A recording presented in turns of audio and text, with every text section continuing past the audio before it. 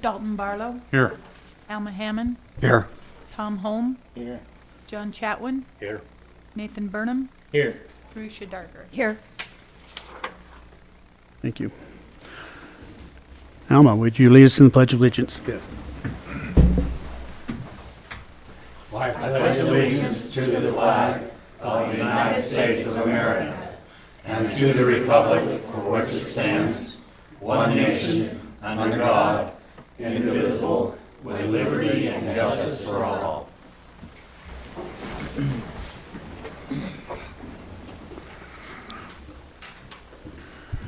All right, this is the time for any member of the town council to declare a conflict of interest, if they have any, with any items that are set for possible action on the agenda. Does the council have any conflict of interest? Item number 8, I'll abstain from voting. Okay, thank you. All right, item number 5. Presented are the minutes of the August 12th, 2024 regular council meeting. Has everybody had a chance to review those? And are there any additions or corrections? But I wasn't here to participate, so I can what was that? Look good to me. All right. If no additions or corrections, we will entertain a motion. I'll make a motion to approve the minutes for the August 12th, 2024 meeting. I'll second that. We have a motion and a second. All in favor, say aye. Aye. Any opposed? None opposed. Motion passes.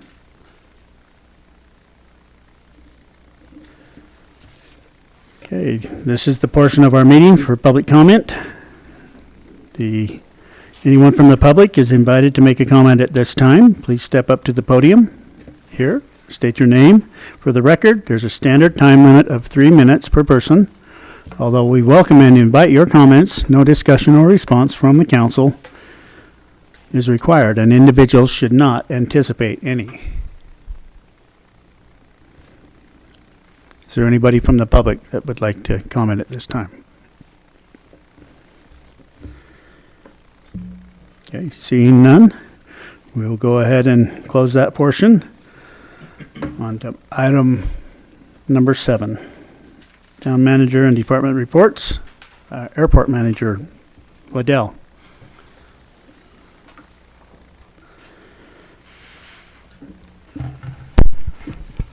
Okay, you should have all my my report in your packet. Report made September 2nd. Operations for August 2024 were 820.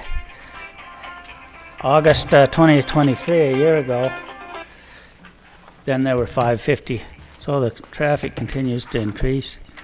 We sold nearly 2,000 gallons of jet last month and 1,230 gallons of avgas.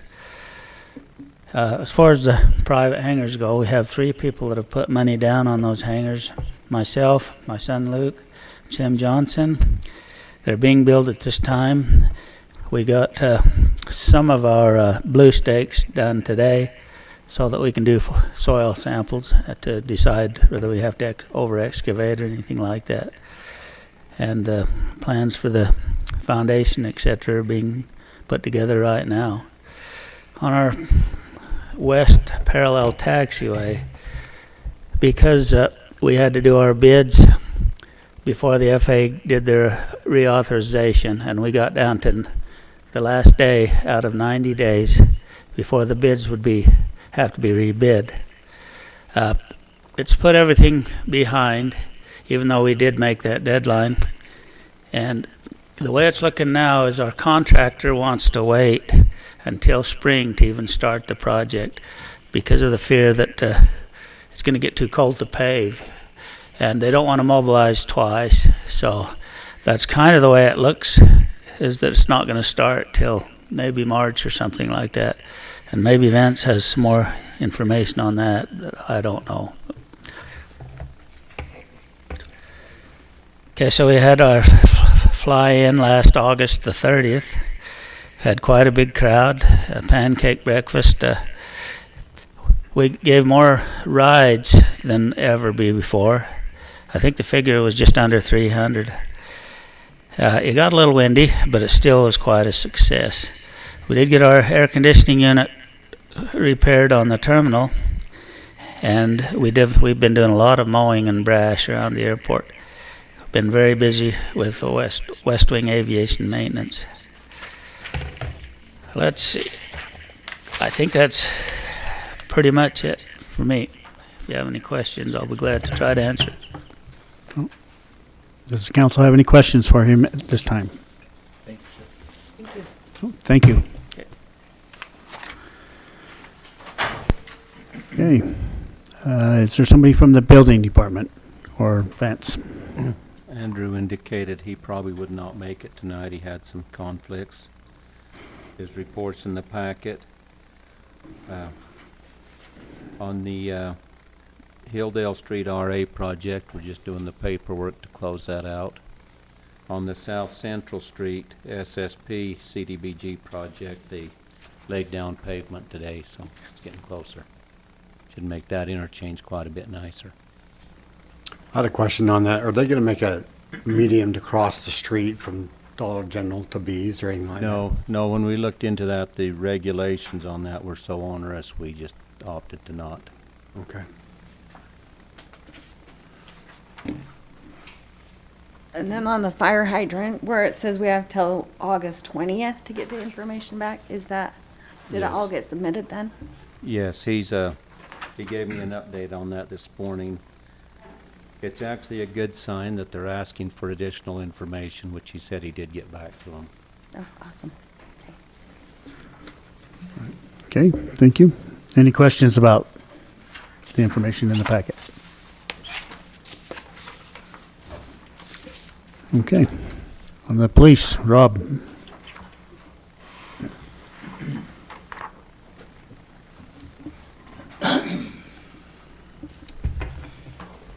We've done our best to just keep things quiet over the last little bit. A couple of the standout things, though, that we have been able to do is clear a couple of burglary cases that we had with a business, and that the suspect actually is out of the community. So it took us a minute to get that all taken care of, but those things have resolved, and that individual has had charges submitted against him for the business burglary, which allows us to clear those out. We did have a single vehicle crash that occurred on Central Street where an individual lost control of the vehicle and spun and hit a tree, which did result in a fatality. That investigation is just finishing up as we just finished a couple documents today with that, and then we will speak with the family about what was determined, and at that point then we can release it basically to the public. We do want to give respect to the family to answer a couple questions they might have before it goes out to the public. Was there a question? Sorry. No. Oh, okay. We in anticipation is we have officers that we know we're probably going to lose to other agencies. We have hired another officer. We wanted him to be here tonight, but he did have a conflict in his schedule that we could not resolve for him, and so he's actually off taking a college test right now. But we are grateful to have the opportunity to have Officer Winkler join us. He has a really great military career and background that he's coming from, and he just graduated from the police academy, so we'll start to work on his field training and bringing him on board to the police department. We did have officers this month. We assisted the FBI in taking into custody a individual who has been accused of being a child sex offender, and had him taken into custody within our community to have that addressed on a federal system. And administratively, some of you saw me down again with you at the Leagues of Towns and Cities down in there. I was there also on behalf of the AMRP board as we go through just discussions of the insurance and legal issues and things like that that the cities are dealing with. One thing that we've got ongoing right now is a trial down in Phoenix that we have in federal court. It is a jury trial, and it'll probably be ongoing for at least another 2 weeks that we anticipate that we'll won't have any results of that for a couple of weeks, as the officers have had to go down there to testify in that particular trial. That is a trial that stems from several months of investigation prior to our having a partner with the federal agents, and ultimately they took that case. So that is where it's at this point in time. And that is a pretty standard thing that we see with local police departments is we investigate cases. If they get to that point where it crosses over to where there's federal jurisdiction and they feel like that's appropriate, they will actually come take that case and continue to work through it. So that is a pretty standard thing. One thing I don't know if it's on the agenda for right this second, or if it's something that I can introduce you to Sergeant Erb or not. Is it on the agenda later?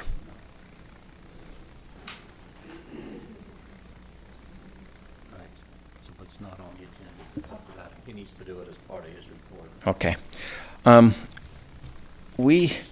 As we continue to grow, and we know we need supervision in the police department, and we want to have qualified supervisors, I'd like to bring we went through a testing process, and we've extended a promotional opportunity to Kevin Erb to be a new patrol sergeant. So if you'll come up here, I just want to give him this certificate, as we do for promotional purposes. And one, I want to say say thank you to him, because we are thankful that we have him, and he has a tremendous background as well. And it's not his first time being a sergeant, so to speak. He has served in the military, and he's had a lot of experience with supervision in that setting. So we are grateful to have him with us. He also is our canine officer, and that is a grueling job to have someone that you have to, I say someone, to have a companion that you have to take care of 24/7 and be with you all the time. And he has made that program successful for us. He's had great success with, the traffic and drug interdictions, and that is a great asset for us to have in the community. So we're grateful that he's doing that as well. So again, he wears the several hats for us, but I appreciate the fact that he's willing to take this on. And we do go through a process, a selection process. It's, not someone's favorite that we just pick. And we were grateful to see through that process how well he's done, and that he's already had some events that occurred that have already, tested the water for him. So he's doing quite well, and I'm glad to have him on board. Thank you. Thank you, Kevin. Yes, thank you, Sarge. That's really all I have for the month. I don't know if there's any additional questions or anything like that we've come up with. I have a question. Go Okay. ahead. I don't know if it's too early or if it's even okay to ask about this motorcycle accident, since it's fresh on our minds, Mm-hmm. and what we can do as a council or as a community to help or solve these issues. So the thing is there is a little soon for me to comment, because we're still working through the investigation. I can say from the preliminary look, we do not have like a motorcycle that's, traveling at a high rate of speed or anything like that. We have him traveling down the road, and we have a vehicle that pulled out in front of him, and he had nowhere else to go. So I have to kind of reserve some of the other things for the investigation and let it complete the investigation. But that is the initial part. So maybe some of our concerns that we've had, this is probably not that particular accident to look back to that and say, you know, what were these problems? Because this could have happened really to anyone. And there are reasons that it occurred, that is true. But I would say give us some time to let us get that finished up and get the investigation done so that I don't misspeak. Thank you. Thank you. Any other questions? Okay, Thank you. Thank you. Okay, Public Works, John.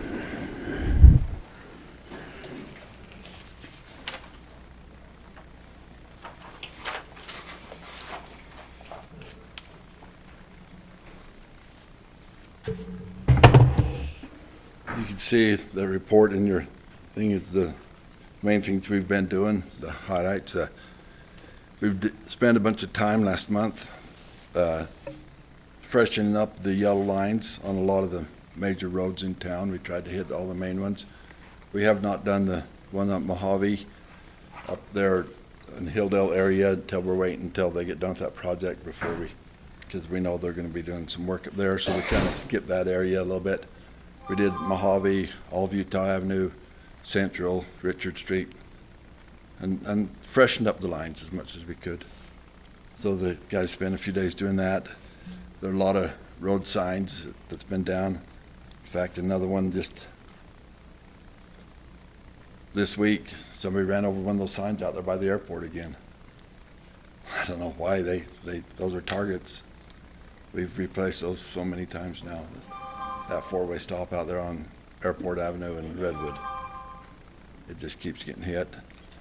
With that storm we had the middle of last month, guys spent several days working along the edge of the road, refixing the storms, the washouts we have on the edge of the road every time till we get curb and gutter. We're really gonna have to just keep working that. We know it's just a maintenance, something we have to keep on to. We had an interesting situation down there on Richard Street where it was intermittent water running out of the road and had a big cave-in in the road.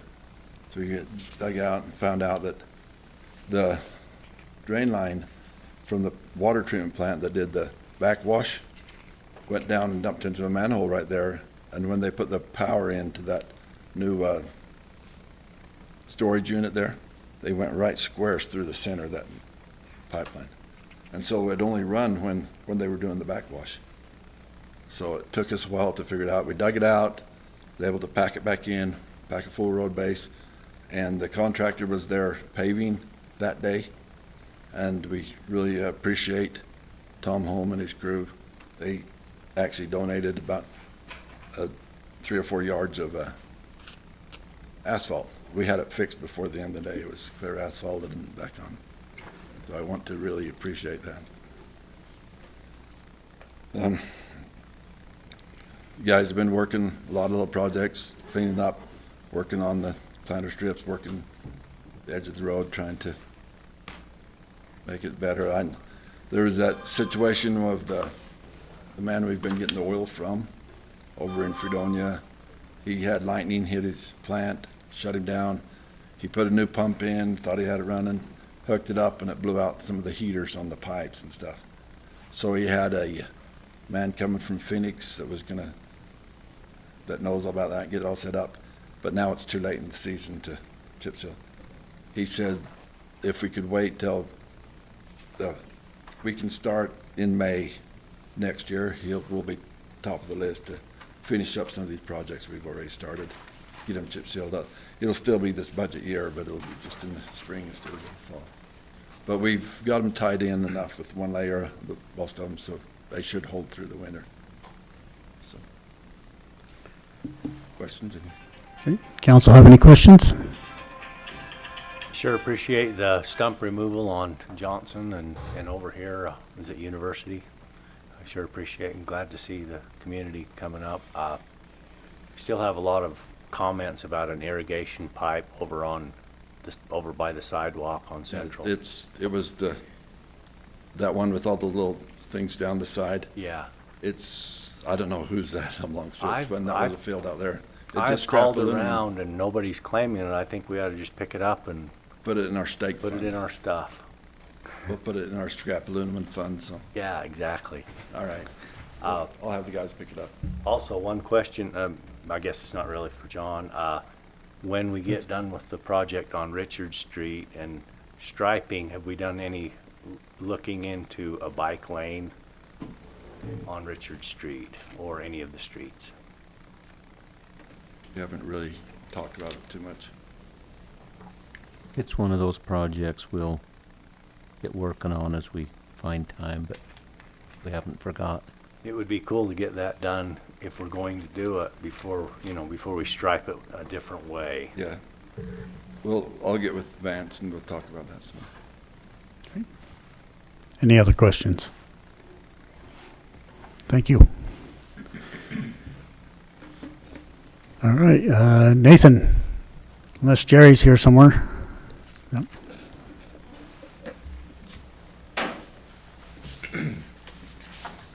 Jerry was here last week and we kept him just absolutely packed busy. And so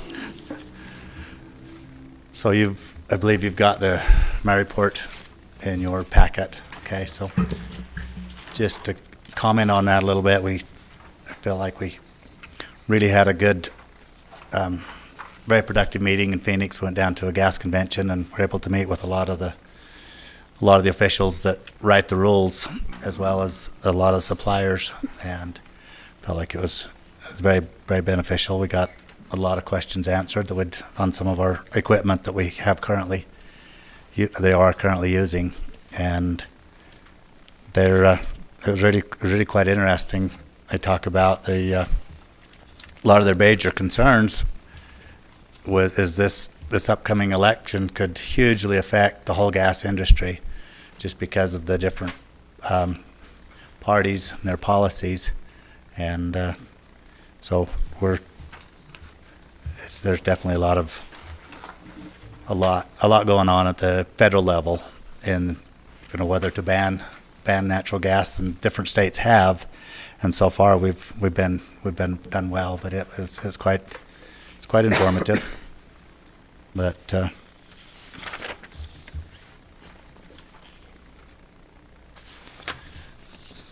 then the pictures of what John was talking about in the Richard Street, where we're going to work one morning and people were standing around, and we got some cones and coned it off because it was right first thing in the morning. We saw somebody had noticed the hole and called, but we were able to get that put back together. But there's still a lot of work to do at the water plant in getting our maps and our stuff updated with the piping. And so then on the picture it's on my primary report, page 4. What that is that part of this whole Richard Street project is to go upsize the line and then give us some really good places to clean out the main line. And this is a smaller pipe that connects the well to the main line. So we're really looking forward to finishing up the Richard Street project on the piping, and then there's some more sidelines that we will have to go in and make access ports so we can clean them out, because just over the years I think this pipe's probably been 25 years, and where you get the iron and sediment building up on the inside of the pipe and restricting the flows. So Just for curiosity, what size is that pipe? That's 4-inch pipe. So it's just one well. It's just a smaller line, and we're not noticing that the back pressure was quite a bit higher on that one than some of the others, and it shouldn't have been. So that's part of why we had to do surgery and say, hey, what's going on? So we're working through a lot of stuff, improving the systems everywhere we can, and that is something that I know Tom's anxious to get that job finished, and we'd like to get him completed, but we're still this morning we're still at 52% on our water tanks, because we're hoping for cooler weather to once that gets a little bit cooler and the water usage goes down, then I'm gonna have to shut the water plant, all the wells off for a day, so Tom can do his final tie-in on the main, at the plant, and then we can bring all the wells on the new line. So we do have Academy Avenue well and well 17 that are functional, they're operational, they're just not permitted yet. And so the engineers are working on getting those permitted, and one of them's getting close, hopefully within the month, we'll get that permitted. And once that's permitted, then I have the capacity to say, okay, let's shut the system down for a day, tie in, and complete the project. So that's something If I'm not mistaken, those are two of our biggest producers, is that? They are, and so it's definitely painful to me to not be able to use them, but at the same time, we've got to stay in compliance and honor the permitting process. And then Jerry has part of his administration report in there. And if there's any other questions, I'd be glad to answer. Does the council have any questions? What percentage does our tanks vary in being full? What is the? Part of the way that works is we have three main water tanks that serve the town. The top level of all the tanks are equal, and they're all the same height. Although we've got some real tall steel tanks up on the hill that are quite a bit taller. What we're looking at is monitoring the 1 million gallon tank, which is north of it's up north of Elm Street, and that's only a 20 foot tall tank. So if that thing went clear to zero, you'd still have partway full on the other tanks. And so we're watching and monitoring that. But our capacity, our storage tank capacity is it's just over over 2 million gallons. Are we able to fill all the tanks up every night? No, that's the thing is that all those tanks, I mean, with what we're using right now, we haven't had them full for we're still in stage 3 restrictions, and we haven't had those for the last month or two. Every available well that we have right now is running around the clock. Yeah, constantly, and we had the power outage, and that really bit us because they shut down. It was right half hour before Hilldale was going to have their council meeting, and it shut off. But we had to run around and shut all the wells off. So as they come back on, we turn the treatment back on at the same time as the wells come back on. So it's quite and then with the sewer lift station, that has the generator backup. So it's definitely a scramble for us whenever the power blinks. But it was off. It wasn't off for a long time, which I was glad for because we're still carrying on. It's just that as we can, please conserve our water. Be careful on their outside watering because we just don't have because yes, everything we've got that I can legally run right now is running 24 hours a day, and there have been different places that have called and said, hey, how come my water bill's so big? Well, let's look into it. And they found out they had a nice, really green weed patch in the back, and so there's different things that have happened that way. They've gone and fixed. There's quite a few places we've found that have been leaking. They've asked the customers to get that repaired, and so people have been workable when they find out. But a lot of times they don't know. They're not out in the backyard all the time. So. Okay, thank you. I have a question. Just stretching back a couple of years now, we've been talking about iron in the water. Mhm. And we've done testing.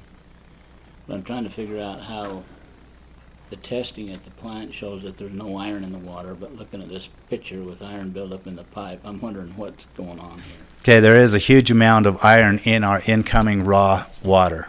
But this is from the backwash, right? No, all that iron you're seeing is in the raw water line. That's not been treated yet. And so our treatment process takes that out because everything coming, and so we have, some of the main things that we treat for is iron and manganese. And we test for those every month. And then the other thing that they're watching us on is the radionucleides. When was the last time we tested for iron at the treatment plant? Every single month. So it would have, like it may have been a few days ago that we sent the sample out. The results come back. We test for iron and manganese every month. We send those samples to Salt Lake, and then we also test for, the bacterial test for that's every month. There's 7 samples that we take across both cities. Could we That's see some monthly. results next council meeting? Sure. I'd appreciate that. Thank you. Thank you. Thank you. Okay. Okay. Vance. My report's page 27 in the packet. As you know, the council members and myself attended the league conference. For me, it was some good beneficial information. We're still going through the new laws reports and stuff, and we will be coming with some proposed zoning and development standards in the next few months. Most of the huge changes at the legislative level won't affect us because we're such a small town. I had a request to do a summary on our retail tax, how much is generated locally versus externally. So in my report, the code 17 is your standard retail code, and 57% of that is generated locally. The code 605 is remote seller. Now the difference is a remote seller for tax code means they're outside of the state of Arizona. That's why 17 is split. So when you order something off of Amazon or from Walmart or somewhere, and they hit certain thresholds, they have to collect and pay that tax to the point of delivery. So if it ships out of an Arizona warehouse, it's going to be code 17 other. If it ships from out of state, then it's code 605. And so between those two codes, that's the lion's share of our local retail tax. This doesn't count any state shared revenues or anything like that. It's just strictly local retail. So at that point, then 23% of it is generated locally between those two codes. The code 62 is the food for home consumption, and that's just the amount that was collected last fiscal year. So these summaries are as of the end of FY24, as of June 30. So that's just for your information. We did meet with utilities. We're getting ready to start a sewer main project down Homestead. It's been on the capital improvement plan for the sewer, for wastewater.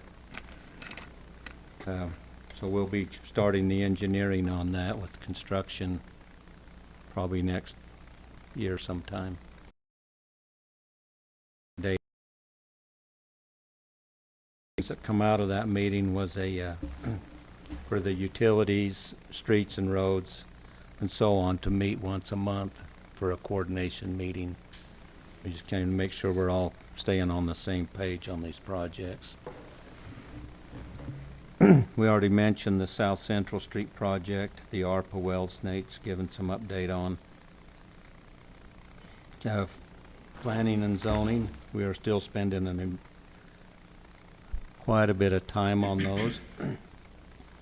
The Watchman's Point PAD, which we had a work session on about a year ago. We've got their preliminary plan. We're going through the technical and legal review. They've got quite a bit of work to do before it's ready for council consideration, more than they wish they did. But we're growing. There's just always a lot of myself and Aaron are spending quite a bit of time just meeting with people and talking about dreams and plans, and some are reasonable, some well, sometimes they have to have reality checks. So unless there's any questions, that pretty much sums up where we're at right now. Thank you. Does the council have any questions? Okay. No questions? I don't believe there's a representative from the magistrate court, so we'll go ahead and move on to item number 8. Consider an action on the garage bar patio expansion.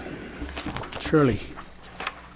The town council will need to decide to either recommend approval of the application to extend the garage bar, just include patio seating, be neutral, or to recommend disapproval of it.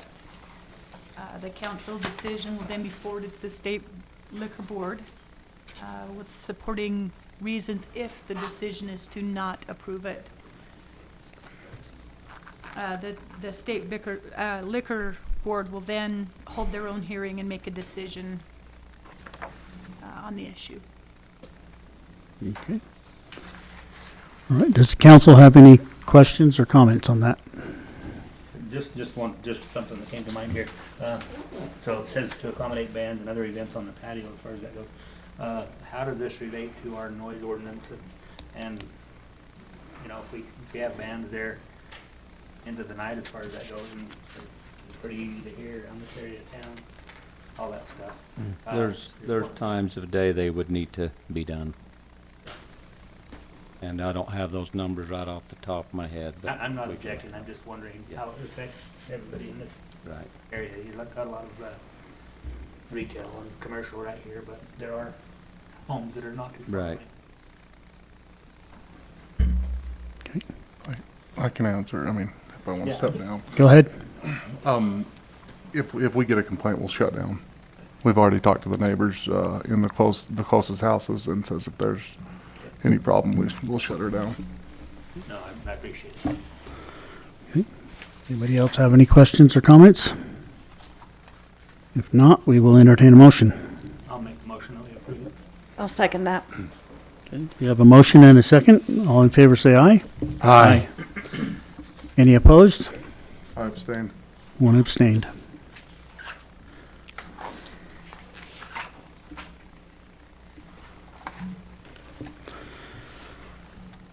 Okay, item number 9, or excuse me, the motion passes.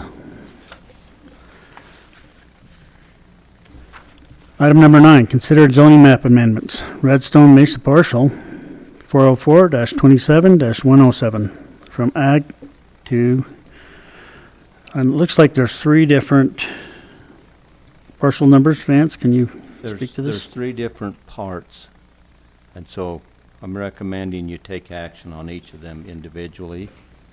Want me to just take it from here? Yes, please. This is a request by a Redstone Mesa, begins on page 34 in your packet. There's 3 zoning requests on page 39 in your packet is their concept drawing of what they want. So the R18 is approximately 5.97 acres on the south end. Can you This remind us what parcel, size R18 is? pardon? Can you remind us what size R18 is? R18 is just a little bit smaller than quarter acre. This is located at the intersection of Township and Redwood, so it's a 35-acre parcel there. So they're asking for 5.97 acres to be R18 single family, 19.27 acres to be R2 small lot residential, which could include some townhome type developments, and 7.64 acres as an RM multifamily, which would be apartments. And I don't see anybody here from the developer. This zoning request was presented and considered at the Planning Commission meeting on the 9th with considerable input from citizens in the area in opposition to it, as they felt like that was the wrong place for that kind of densities in the neighborhood. Representative for the developer, Barbara Boss, explained what they were trying to do. There was quite a bit of discussion with the Planning Commission, and even though the general plan shows mixed densities in that area, it doesn't really give us much guidance on what mixed densities means. The Planning Commission acted on each of these separately, and recommended non-approval for the R2, non-approval for the multifamily, and approval for the R18. From a staff standpoint, we would like to request, if the council approves any or all of these, we would like to have some conditions listed on that would have to be met prior to any development. And one is an overall general plan of the whole development to show the projected infrastructure needs and impact to the area. Part of the concern is if you do the zoning and then they want to start doing a 5-acre here and a 4-acre there, piecemealing it, then it's not a very good plan. So we want to see an overall plan for the entire acres, and they can do that and phase it. And it's pretty simple to phase those in their engineering. Total projected residential units for the entire proposed development. And these are numbers we need in order to even know what the impact to water, wastewater, such is going to be. And that there be no driveways accessing directly onto Redwood Road or Township Avenue, that all housing would have to be accessed from inside of the development. Because Redwood and Township are major collector roads, so we want to minimize the driveways directly onto them. Is the R18 proposed property within the clay area of the land? It is, and I think they addressed some of that in there. In your packet is the owner's narrative and also a summary of their neighborhood meeting that they provided. The R18 is where the blue clay would be, and that's something that would need some mitigation too before somebody could build in it. Can we put that in there as one of the Mitigation of any clay conditions? element. Yes. Clay mitigation or remediation by the developer before the property can be sold.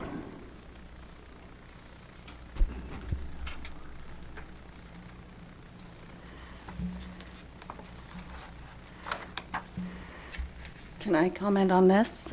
I would actually, because we have just passed a lot of high-density stuff that the town needs to grow into, in my opinion, is that we have a lot that we just passed with the wildflower, with the, over by Lartson Park, with a lot of that. And high density is very needed, and we're really glad that it can be starter houses. But also what's just as important is to keep the housing. Let's give our kids at least 1/4 acre, if not just bigger. So let's just take the whole thing and just say, hey, go R112 or bigger. Because out there is still pretty country. And then people can have chickens in a garden and horses or something like that. And that's just over 1/4 acre. And it's still pretty country, so in my opinion, let's keep it country, but allow for kids that want to stick around a little bit longer than moving in an apartment. I agree very much with what George just said. I would support that. I believe the question is to adopt or not adopt. So I say we don't adopt any of it. Well, my reasons, I agree with what you're saying, but my reasons are a little bit different. I'm concerned that approval of these kind of projects, at some point, when do we start tabling these because we don't have the water for them? Simply just do not have the water. We denied a high-density one just a couple of months ago for these. Just down the street. For similar reasons, that we've got enough high-density areas, and there's also very little planning, like Vance is pointing out. it's way premature, in my opinion, to I think so. act on I it. think the whole thing, even the R18. I agree. And that was kind of the consensus of the planning commission, that it was really premature to be looking at this kind of densities in that area. Okay. So do we need to act on each one separate? They did put in 3 applications, so yes. Yes. Well, I make a motion that we accept all, or deny all 3 and save some time. Is that kosher? I would second that. We would need to read down through all 3. Do that. Vance? I think it would be okay to do it all in one motion, you just have the option. Okay. Would you like to read through the other? Well, other You motions? want to read all 3 of them? I make the motion that we make a shortcut. I second that. Okay. So your motion is to not adopt any of these 3 ordinances. Yes, Correct. 2024-17, 2024-18, 2024-19. That's correct. Do we have a second? I second it. We have a motion and a second to not adopt these ordinances. All in favor, say aye. Aye. Any opposed to not adopt these? None opposed. We will not adopt them.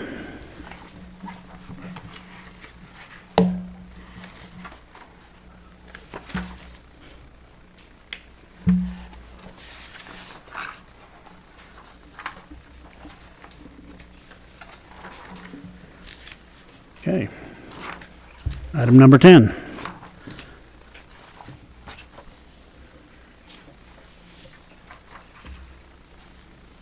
Second reading by title only, ordinance number 2024-16.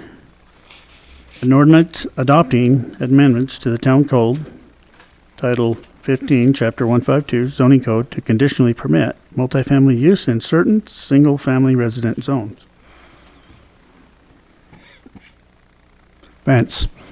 Okay, you'll recall at the last meeting on August 12th, we had a first reading by title only, discussed this ordinance.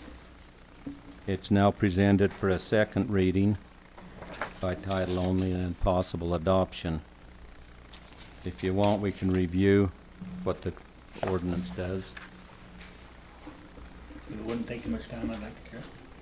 Yes, please. If it Please wouldn't take review too it. much time, I would like to hear it.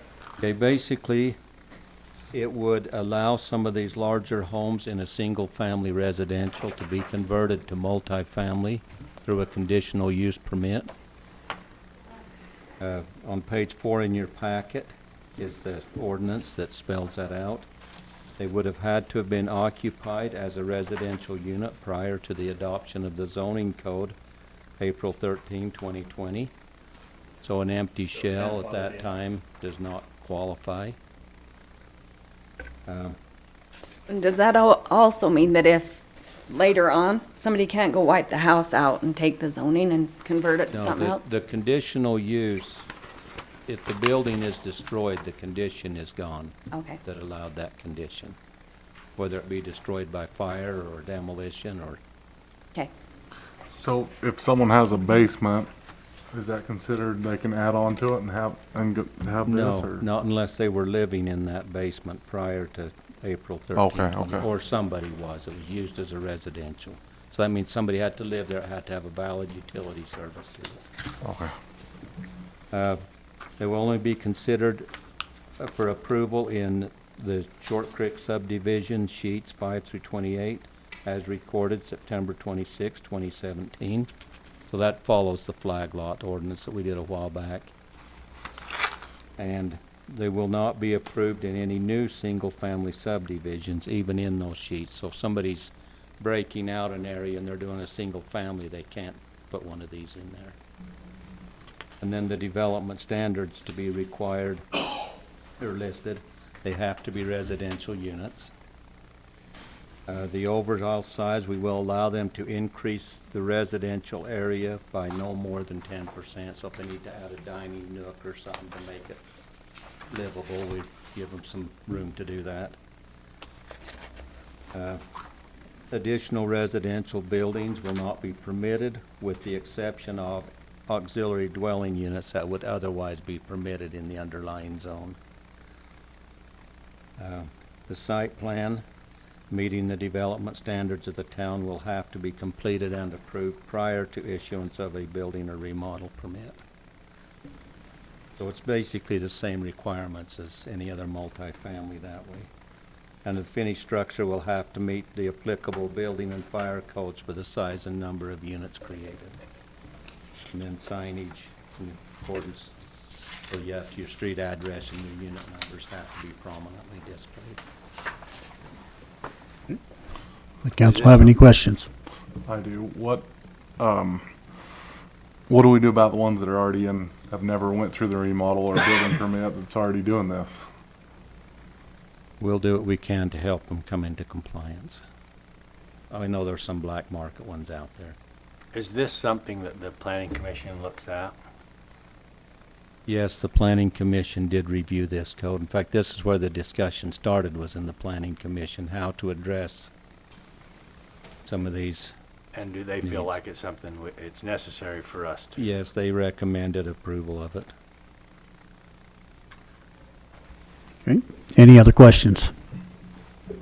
All right, we will entertain a motion. I think you need to read it by title only, or do you? This is the Yes, motion to read it. Oh, okay. There are two parts, read by title only, and then you'll I'll make a whether motion to adopt it. I'll second that. it. Give it to Jerusha. Okay, we have a motion and a second. All in favor, say aye. Aye. Any opposed? None opposed. Motion's carried. Please read the article by title only.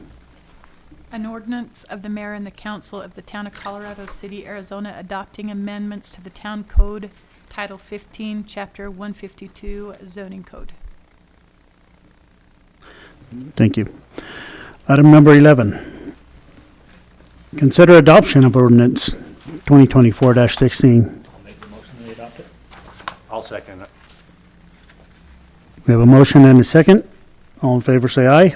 Aye. Any opposed? None opposed. The motion carries. Item 12. Consider joint defense agreement with Apple Valley. Vance. Okay. In February, the council approved an IGA with Apple Valley for emergency dispatch. That IGA referenced the joint defense agreement, which we realized had never been brought before the council. So in your packet, beginning on page 51, is this proposed joint defense agreement. It's exactly the same as the one with Hilldale for their IGAs, except the names have changed. And what it does is it basically says if somebody files a lawsuit and they name both municipalities in that lawsuit, the municipalities will get together and jointly defend the lawsuit and then duke it out amongst themselves later. As it relates to dispatch. Right. Well, as it relates to the IGA, it's attached to, yes. Okay. This was something that the pool was quite adamant we have with Hilldale. And so, and since it's referenced in the IGA, then we need to finish it up. It could be a little bit scary because of the liability part of it. I'd like to hear maybe a little more discussion about that. Well, we currently have an IGA, Right. which we needed to The thing enter that into joint- this agreement. Yeah, the joint defense agreement basically spells out the process that the cities agree to ahead of time if there's a lawsuit filed, which anybody can file a lawsuit for any reason they decide anytime. That the cities won't point fingers at each other, they will work together to defend that lawsuit. And then if there's culpability between the cities, that would be a separate discussion after that lawsuit was completed. Between the cities, not the cities and the party. Right. The thing you don't want is somebody to sue the cities and then pit the cities against each other. Right.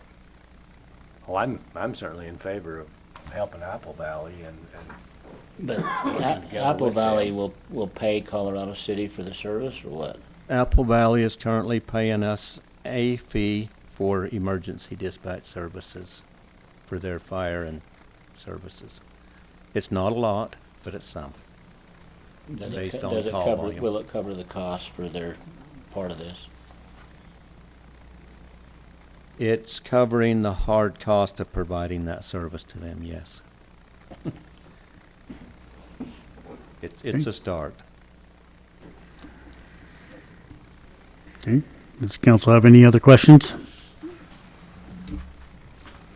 We will entertain a motion. Not- I'll make a motion to approve the joint defense agreement with Apple Valley, Utah. Awesome. Okay, we have a motion and a second. All in favor, say aye. Aye. Any opposed? None opposed. Motion carries.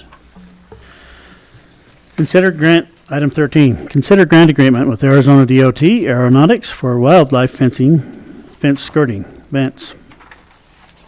Beginning on page 57 in your packet, this is a grant from ADOT Aeronautics for $405,000, and the purpose of this is to put the wildlife skirting on phase 1 of the airport fencing. You'll recall when we did phase 1, there wasn't enough funding to put the skirting on. And so you got the fence that comes down to the ground, and then the coyotes, quite creative at finding their way through, as Liddell can attest to. So this puts the skirting that ties that down and drops at 4 feet into the ground, or approximately 4 feet. And will it comply with the turtle, or is turtles not an option? Turtles are not allowed on the airport. They have to stay out, along with the rabbits and coyotes, It will help keep them out. cows and other things. lot smoother landing. So we're very grateful to have this come. We didn't expect it this soon. They told us a while back it was in their list, but it'd be a couple years, and then about 3 or 4 months ago, they said, if you guys are ready, we'll fund this year. So you'll recall that was in time for us to discuss it at budget. So this is actually budgeted, factored into the budget. Do we have a match? Go along Yes. Yes, a match of 10%, which would be $40,500. So your motion is to, I put ratify because I thought we would have it signed by now, but it's not. So you can scrap ratify and put approve. Approve the signing. Approve the grant agreement and commit the matching amount. And we've already allocated the 40,000? Yes, that was done as part of the budgeting process. I'll make the motion to approve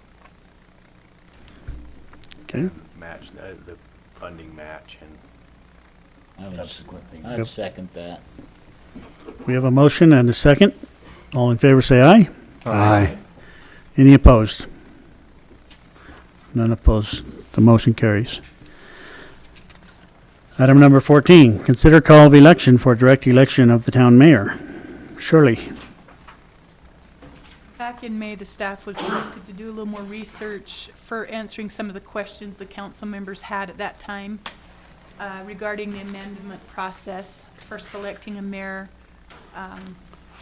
as direct elect instead of appointing by the council. So I've done that. I've answered the questions that everybody had at that time. I also have included a timeline of exactly when we need to do everything to meet all of the Mojave County standards. Okay. Vance, did you have some other information about how that election would hold? Our plan, if the council goes forward with this, is it would be an all-male election, would be in May. That's the reason we're going with May is that the county is already doing another election for the state on that date. In Arizona, there's only 4 days you can do an election. And so it will help us, it'll cut our costs quite considerable if we can piggyback on the other. The ballot with this question would only go to registered voters within the boundaries of the city. And then the county would then collect those ballots, tally them, and give us the results. And this would be the question to the public, Right. whether or not they want a direct elected mayor. So the question to the public will be simply, do you want the town to change from doing a mayor appointed by the council every 2 years to one directly elected by the citizens every 4 years? And if the citizens say yes, then we would go through the code changes and get that in place. We're working on that language already in anticipation. And was And it if not the- feasible, to piggyback on the general election? We didn't have time, and besides that, we'd be on page 7, 8, 9, No, 10, two somewhere years down in from the now. bottom of the thing. The 2 years from now election. Right, if, the idea is that this, if it's approved, it would go into effect with the election cycle in 26. 2026. So what we're wanting to do, if we want to do it, is just get that question out to the public. Right. Yeah, see what the community wants. May of 26, Well, no, the election will be May of 25. 25. In order for the change, it has to be completed and all the elements in place, so the election, the code amendments, all that have to be done prior to the first day of filing for office in the election. I think let's get the question out there. Okay, do we have a motion? I'll make the motion. I'll second it. And we have a second. Okay, we'll do a roll call vote. That would be, Nathan made the motion, so that would be a yay. Alma? Yay, nay, excuse me, yes. Jerusha? Yes. Dalton? Yes. Tom? Yeah. John? Yay. Yay for myself. Unanimous. Okay, the motion carries. Just one question while we're on that. At that point, does it change to six members here and one elected mayor, or? No, Arizona is different than Utah. In Arizona, the mayor still maintains the rights of being an elected Town council? rep. Okay. So they can still make motions, and unless, of course, you're a charter city and you strip that away from them. Okay. Okay. I guess I have one more question. Is this in the budget, or do we just, in next year, put it in, or? is it The not- The election itself, we did anticipate that we would be paying for this fiscal year. Item number 15. Consider updated gas department drug and alcohol policy. Shirley? We have Nate here that can answer any questions. We basically just have been undergoing an audit. And Vance says that I can actually defer that to Nate. Would you like going over that?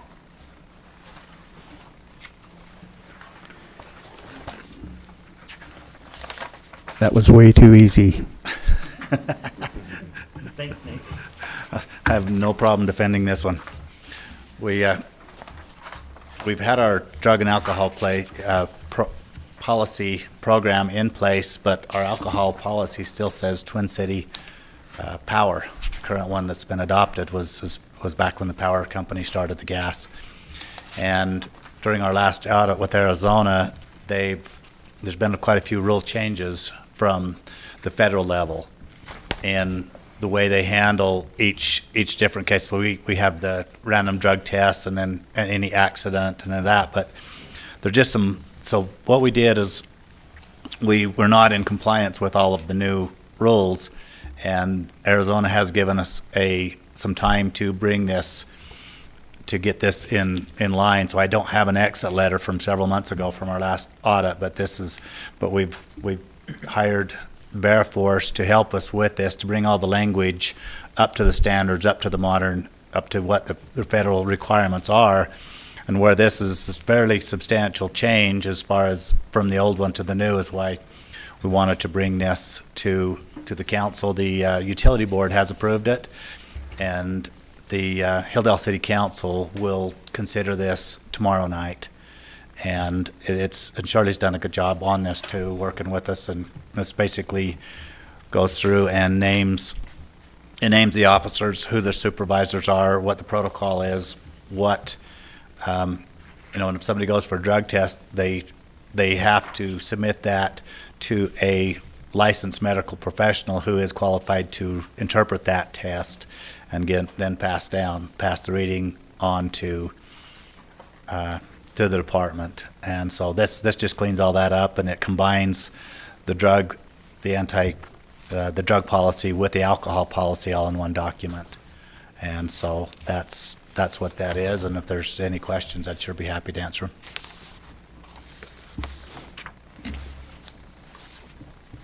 Thank you.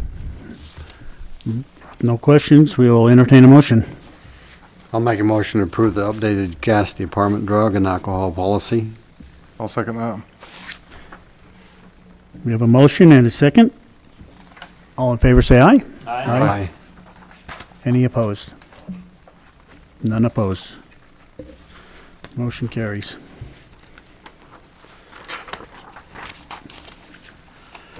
Okay, item number 16, we will recess our regular meeting, and we will go into a executive session.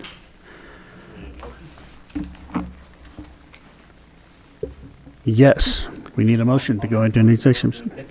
I'll second it. We have a motion and a second. All in favor, say aye. Aye. Any opposed? None opposed.